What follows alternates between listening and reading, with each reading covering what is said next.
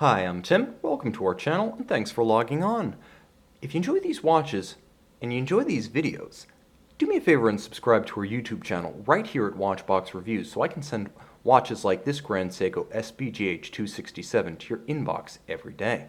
And if you like our watches, you can see this Grand Seiko Hi-Beat automatic and its friends on our website, thewatchbox.com. Buy, trade, and sell luxury watches on thewatchbox.com.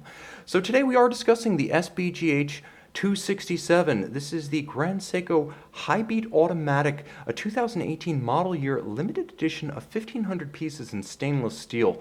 It is a tribute to 20 years of the caliber 9S, and of course, the fact that it is an automatic high beat that references several eras of Grand Seiko history, while cutting an impressive modern stance on the wrist, means it has broad appeal. If you haven't considered Grand Seiko, you really need to. So the watch is wearable on a broad range of wrists. At 39.5 millimeters, it is an all-purpose timepiece, 100 meters water resistant and sized for almost any wrist. You can see on my 16 centimeter circumference wrist, it has a planted, comfortable, and handsome proportional stance.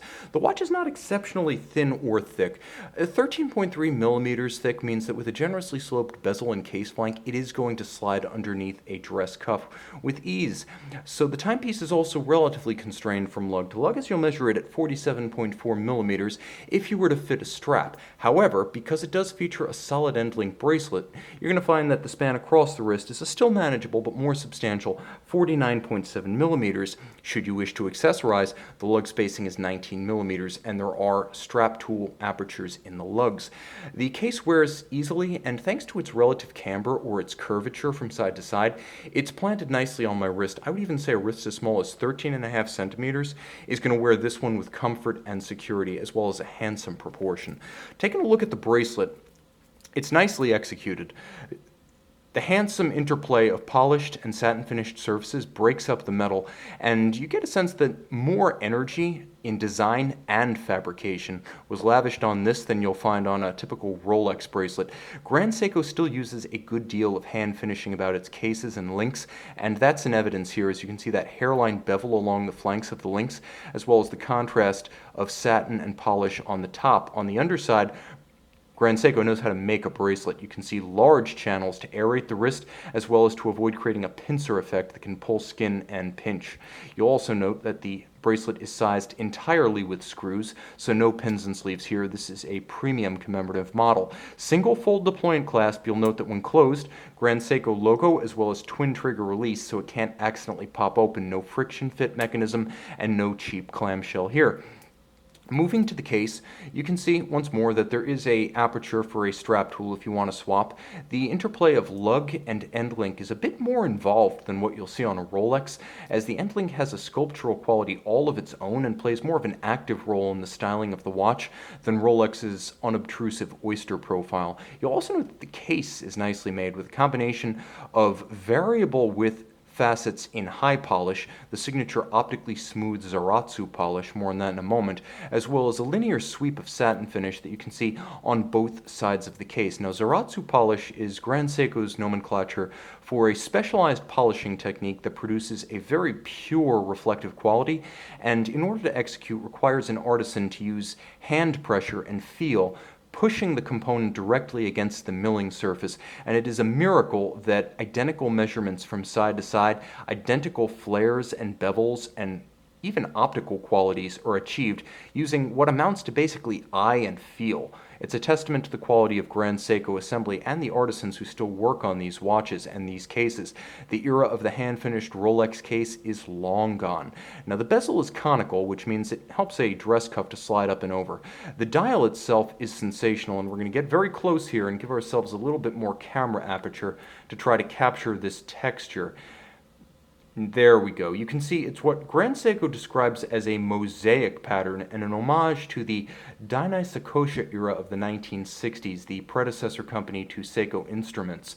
And you'll also note that the Dainai Sakosha logo, along with the intermittent G's and S's of the mosaic pattern, mixed in. The logo looks a little bit like a lightning bolt. Now, the dial is all hand-applied indices, and they're also hand-finished indices, as they feature both satin and faceted surfaces, hand application, and they are beautifully glimmering, glistening, lustrous against the matte blue base of the dial. The contrast of the few but well-chosen yellow gold elements, the GS at 12 o'clock, as well as the counterweighted lancet-style seconds hand, adding still more color to this tritone dial. Call it silver, gold, and blue.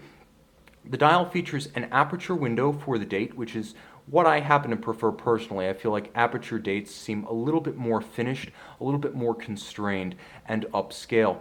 It is a Hi-Beat automatic, which means it has that smooth sweep that you'll see, for example, on a Zenith El Primero when you have a 10 beat per second movement. It is just that much smoother than a 8, 6, or 5 beat per second caliber.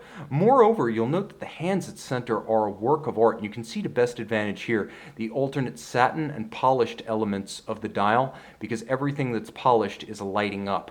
You can see the edge of the Dauphine hands are beveled and polished, and their centers are satin finished or grained. It is beautiful. One of the few mainstream mass-produced watches, if you can call it that I would actually say justifies the purchase and use of a loop on the dial side. Of course, you have a screw-down crown. This is a 100-meter water-resistant watch. Pull it out, hacking or stop seconds to synchronize to a reference time. And there's also a quick set function for the date, so you can rapidly cycle it should the watch run down. Now you screw the crown back in, and it tucks into a slight recess in the case flank for a cleaner look. Now you can see on the case back a combination of tungsten and titanium, fully oxidized in blue. I'm going to get as close as I can here. This limited edition of 1,500 pieces has a special commemorative rotor that is beautiful in its own right and has a wonderful variable look to it, that in as much as the oxidation, we'll lower that in a moment, but you can see that the oxidation produces a mottled quality about the blue tones, and it notes 20th anniversary of the 9S caliber on the rotor itself. Underneath, caliber 9S85, automatic winding, 10 beats per second, 55-hour power reserve. It features the hacking seconds, the quick set date.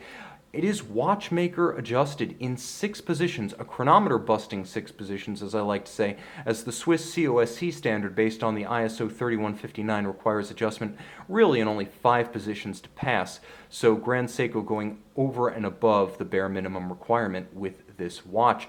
37 jewels, beautifully made. If you do buy this watch and you permanently remove that case back sticker, you will appreciate the execution of the caliber from an aesthetic standpoint. A limited edition of 1,500 pieces in anniversary and honor of the 9S caliber of 1998. You can see this Grand Seiko SBGH267 Hi-Beat automatic in steel and make it yours on our website.